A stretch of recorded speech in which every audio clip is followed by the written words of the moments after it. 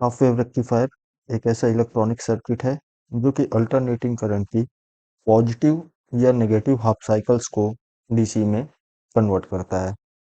तो सबसे पहले हम लोग ड्रॉ कर देते हैं अल्टरनेटिंग करंट कैसी होती है, इसका वेवफॉर्म ये कुछ इस टाइप से होती है। इसका वेवफॉर्म कुछ इस तरीके से होता है जिसमें ये पॉजिटिव हाफ साइकिल्स हैं और ये हमारी नेगेटिव हाफ साइकिल्स हैं। तो हाफ वेव रेक्टिफायर क्या करता है? हाफ वेव रेक्टिफायर या तो पॉजिटिव साइकिल्स को आउटपुट में लेके आता है या तो नेगेटिव साइकिल्स को आउटपुट में लेके आता है। हाफ वेव रेक्टिफायर में हम लोग यूज करते हैं एक डायोड का और एक ट्रांसफार्मर का। इसका हम सर्किट ड्रॉ करते हैं।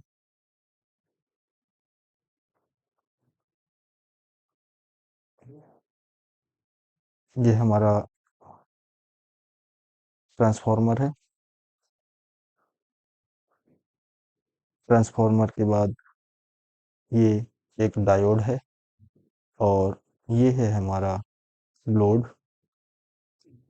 अगर हम लोग इस सर्किट को ध्यान से देखें तो हम लोग देखते हैं जो ट्रांसफार्मर है, ट्रांसफार्मर की ये है हमारी प्राइमरी वाइंडिंग। और प्राइमरी वाइंडिंग में अगर हम लोग देखते हैं तो हमको नजर आता है कि इसमें नंबर ऑफ टर्न्स काफी ज्यादा है, जबकि जो सेकेंडरी वाइंडिंग है इसमें नंबर ऑफ टर्न्स जो है वो कम है। इसका मतलब क्या हुआ कि ये जो हमारा ट्रांसफार्मर है ये है स्टेप डाउन ट्रांसफार्मर। आखिर हम लोगों ने स्टेप डाउन ट्रांसफार्मर का ही क्यों यूज किया है? उसका रीजन ये है कि जब हम लोग प्राइमरी में एसी सोर्स लगाते हैं तो उसका वोल्टेज होता है 220 वोल्ट। आउटपुट में जो लोड है हमारा वो कैसा है? लोड है हमारा इलेक्ट्रॉनिक। हमको क्या ड्राइव करना है? इलेक्ट्रॉनिक डिवाइसेस को ड्राइव करना है, इलेक्ट्रॉनिक सर्किट को ड्राइव करना है, जिसके लिए जो वोल्टेज की रिक्वायरमेंट होती है वो कम होती है, क्योंकि इलेक्ट्रॉनिक सर्किट्स कम वोल्टेज में काम करते हैं। इसलिए हम लोगों को इसको स्टेप डाउन करना जरूरी होता है। इसके बाद में हमारे पास में डायोड है। डायोड का ये पॉजिटिव टर्मिनल होता है और ये नेगेटिव टर्मिनल होता है। कभी कभी किसी लिटरेचर में हमको डायोड की जगह एक वर्ड लिखा हुआ मिलता है, पावर डायोड। क्या पावर डायोड सिंपल डायोड से डिफरेंट है? बिल्कुल नहीं, इसकी वर्किंग बिल्कुल भी डिफरेंट नहीं है। बस पावर डायोड क्या होता है, थोड़ा सा हाई वोल्टेज में विथस्टैंड कर सकता है। तो अगर कहीं पर पावर डायोड लिखा हुआ है तो वो एक सिंपल डायोड की तरह है।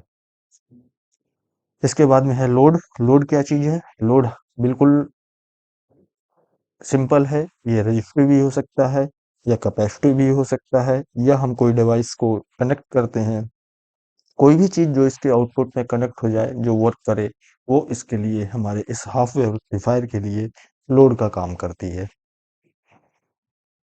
अभी हम लोगों ने पढ़ा था कि पॉजिटिव साइकिल्स या नेगेटिव साइकिल्स किसी भी हाफ साइकिल को हाफ पॉजिटिव साइकिल्स या हाफ नेगेटिव साइकिल्स को डीसी में कन्वर्ट करती है। अभी ये जो सर्किट आपके सामने है इसमें डायोड फॉरवर्ड बायस कंडीशन में है, और अगर इस सर्किट में हम लोग एसी वोल्टेज लगाते हैं तो डीसी पे हमको पॉजिटिव साइकिल्स मिलेंगे। यही अगर हम इस डायोड को रिवर्स बायस कंडीशन में कर दें तो क्या होगा? हमको आउटपुट पे नेगेटिव हाफ साइकिल्स मिलेंगे। आइए देखते हैं हाफ वेव रेक्टिफायर की वर्किंग।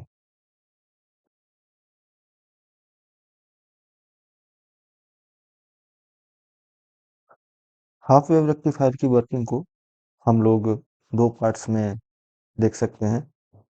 पहला है for positive half cycle of input AC. हमारा ऊपर जो डायग्राम दिया गया है इसमें ये हमारी एसी करंट दिखाई गई है, और जो इसका पॉजिटिव हाफ साइकिल है वो ये है, ये पॉजिटिव हाफ साइकिल है। जब हम लोग इस एसी को ट्रांसफार्मर के प्राइमरी में अप्लाई करते हैं, तो पहले पॉजिटिव हाफ साइकिल के लिए जो हमारी करंट होती है वो इस डायरेक्शन में होती है, क्लॉकवाइज डायरेक्शन में होती है, और जब ये सेकेंडरी में अप्लाई होती है तो अगेन ये क्लॉकवाइज डायरेक्शन में होती है। इस केस में क्या होता है, ये जो हमारा डायोड है, डायोड में यहाँ पर पॉजिटिव और बाद में इस वाले टर्मिनल पर नेगेटिव आता है, यानी कि ये जो हमारा डायोड है, ये जो डायोड है ये फॉरवर्ड बायस कंडीशन में आ जाता है।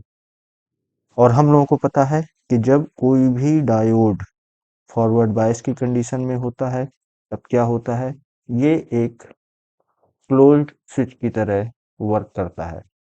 तो ये डायोड क्लोज स्विच की तरह वर्क करेगा, और लोड पर हमें बिल्कुल सेम जो करंट प्राइमरी में हम लोगों ने अप्लाई की थी उससे कम वोल्टेज की करंट हमको लोड में मिल जाती है। तो जो output wave form right hand side में दी हुई है इसमें आप देखें कि ये जो पॉजिटिव हाफ साइकिल है ये एज इट इज लोड में आपको मिल जाएगी। अब हम लोग देखते हैं second part, for the negative half cycle.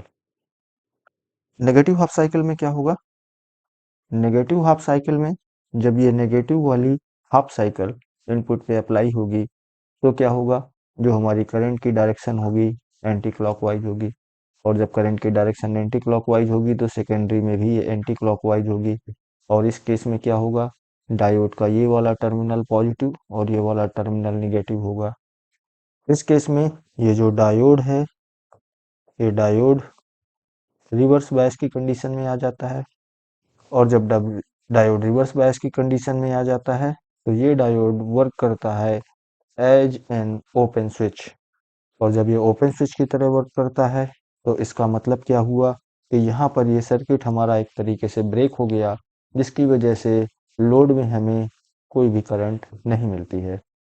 Output wave form में हम लोग देख सकते हैं ये पॉजिटिव साइकिल था जिसके लिए हमें as it is wave form मिली लोड में, जबकि नेगेटिव साइकिल के लिए क्या होगा, यहाँ पर कोई वेव फॉर्म नहीं मिलेगी।